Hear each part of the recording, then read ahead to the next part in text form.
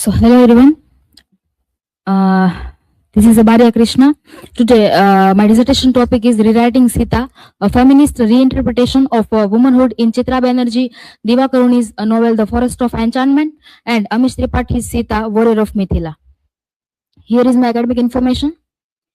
Chapterization. So let's begin from chapter 1, introduction.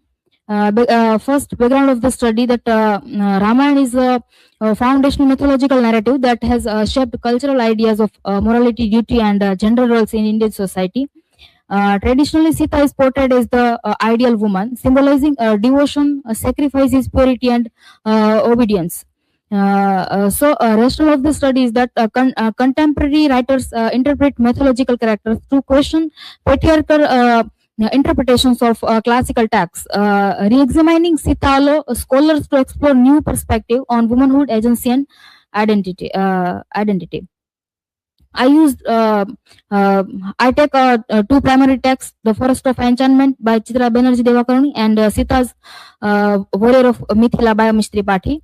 Then I take two theory, feminist theory, who examines gender roles, female agency, and patriarchal representation in literature, and then second myth retelling theory, which studies how traditional myths are interpreted and adopted in modern literature narratives. Hypothesis that the study hypothesized that both novel consciously revise the traditional image of Sita derived from Ramayana traditional by foregrounding a feminist perspective that emphasize female agency, voice, and autonomy. Both novel challenging patriarchal representations embedded in classical mythology and reconstruct Sita as an empowered and self-aware figure whose identity reflects contemporary feminist thought and modern reinterpretation of mythological narratives. Basically, my research questions and objectives here that first, transformation of Sita from traditions to contemporary, then feminist idea how inform the reconstruction of Sita's identity. Then the third is that both novel how challenge the patriarchal power and structure. Then in what ways do these mythological retelling reflect contemporary feminist concern and perspective? Then chapter 2, literature review. First, we can say Simone de Beauvoir. In this work, the second sex argues that women are historically constructed as the other in patriarchal societies, which shape the representation of female characters in literature. Then Mary Wilson crafts the work A Reduction of the Rights of Women, which emphasize that women's intellectual equality and critiques traditionally gender roles that restrict female autonomy. Then A.K. Ramanujan's essay 300 Ramayana, which describe the new perspectives and change the angle to view of the Ramayans. Research gap. Despite extensive scholarship on feminist and cultural feminist reinterpretations of Sita in Divakaruni's The Forest of Enchantment in this and Tripathi Sita, existing studies predominantly examine her agency, autonomy, voice, and empowerment in isolation from the ethical, relational, and emotional dimensions of her characters. So, the significance that gap is analyzing that how contemporary retellings negotiate Sita's moral dilemmas, families, and social responsibility, and the reconciliation of traditional dharmic values with feminist selfhood. Then, chapter 3, rewriting Sita as a feminist figure in Amish Tripathi's Sita, Warrior of Mithila. So, previous studies, we all know that most of the scholars analyzing that feminist through of Sita as a angle of agency, autonomy, voice, and empowerment. So, in this study, feminist retelling of Sita primarily analyzed that agency, autonomy, voice, and empowerment, often portraying Sita mainly as a symbol of resistance against patriarchy. However, such approaches overlook the ethical, relational, and emotional dimensions that shape her decision and identity in contemporary retellings. Theoretical framework is that feminist literary criticism, which describe patriarchal constructions of womanhood, then revisionist myth making, which reinterpretations of myth to reclaim women's voice, and post-colonial feminist theory. This analyze that how marginalized voice gain narrative space. Ethic of core is that examine moral decision making, thought, relation, responsibilities. Ethical, relational, and intellectual reconstructions of Sita. Tripathi's reconstruction Sita as a moral thinker who interprets dharma thought ethical reasoning rather than patriarchal obedience. Then education and intellectual authority. She take education in the ashram of Rishi Shwet Ketus, where we can say she learned philosophy, governance, economics, and material strategy. Then describe the relational and ethics and responsibility.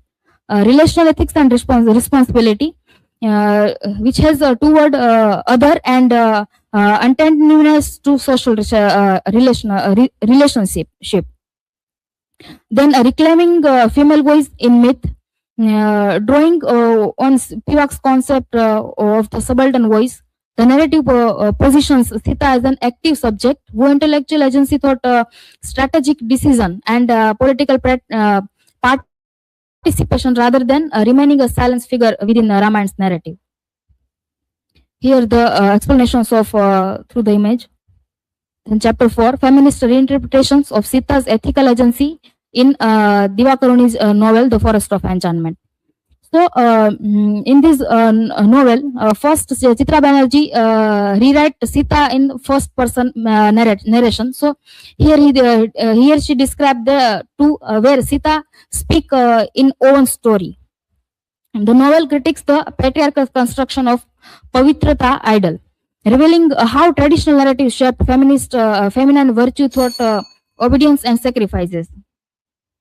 So here concept of Simeon de Beauvoir ideas, woman as a other, also we can explain in this and the chapter therefore examines how Sita reinterprets dharma, marriage, exile, and suffering through her own narrative authority. Then chapter 5 conclusion. Core findings: Sita is reimagined as intellectual capable, morally decisive, who take own decision, and emotionally aware rather than a silent obedience in Pavitrata.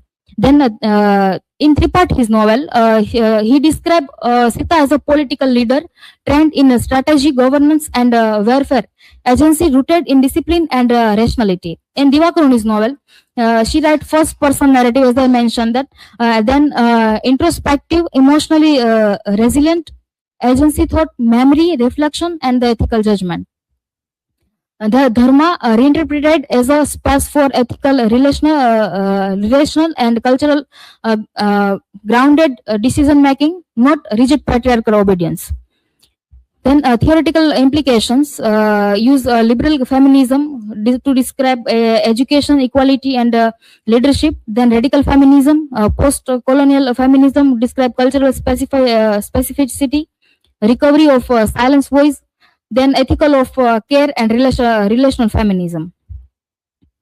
Here a research gap and contribution, bridge ethical, relational, and interpretive dimensions of Sita's agency. Positions empowerment as a negotiated, cultural embedded, and ethical grounded. Here is the limitations of my dissertation, that structural and narrative difference between a novel limit event by event. Then in this novel, religions can be reinterpreted but can't rejected. Then here further scope.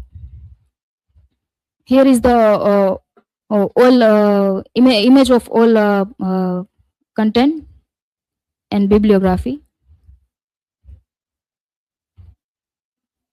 Thank you. Required to make? Yes, sir. First, I need to. I take some quotations from original text. So in that I put directly name as an index citation. So I need to change it, and name of original novel which I put in italic word, and hanging paragraph in bibliography, and in some content I put many space. So I also need to improve it. Okay, in your research gap, you mentioned that this term, traditional dharmic values with feminist selfhood.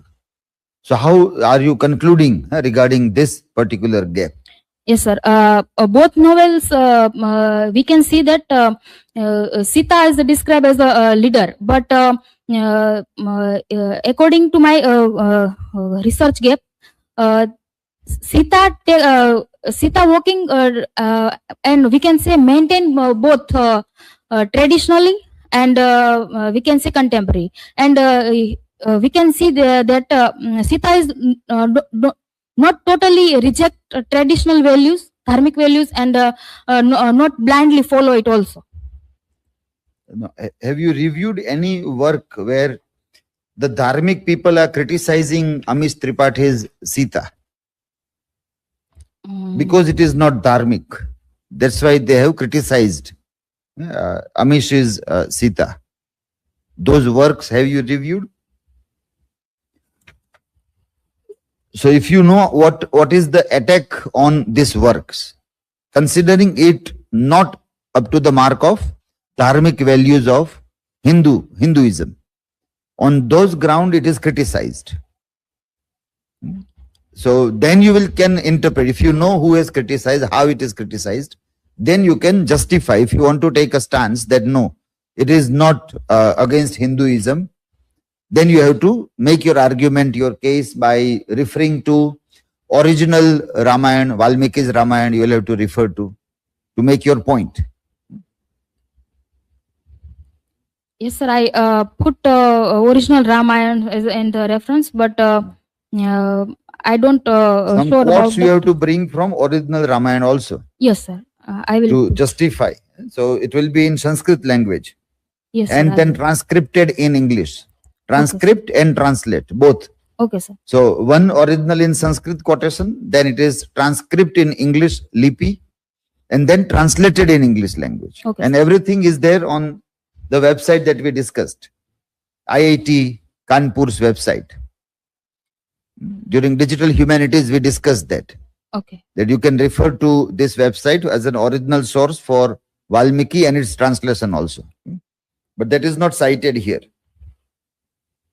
You have not cited Valmiki also. Oh. In bibliography, I don't see V Valmiki. It should be there, no, with V alphabetically. I'll improve it, sir. Because that is the things from where these works are coming. So if you don't go to original, the source text, then the work is incomplete.